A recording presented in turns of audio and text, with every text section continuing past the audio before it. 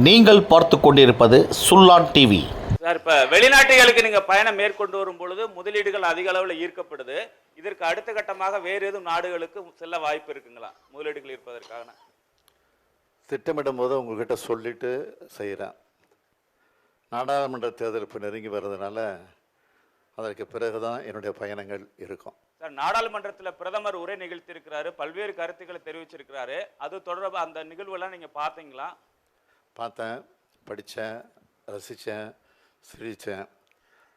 ஏன்னா பிஜேபி தான் எதிர்கட்சி மாதிரியும் காங்கிரஸ் ஆளுங்கட்சி மாதிரியும் அவர் தொடர்ந்து ஆட்சிக்கு வந்ததுலேருந்து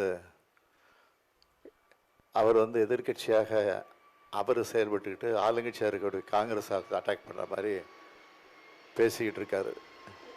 இதுதான் புரியாத புதுதாக இருக்குது. சார், பிரைம் மினிஸ்டர் பேசும்போது 400 இடங்கள்ல கைப்பற்றுவோம் அப்படின்னு சொல்லி எம்பி எலெக்ஷன்ல சொல்லியிருக்காரு. அதை பத்தி உங்க கருத்து சார்?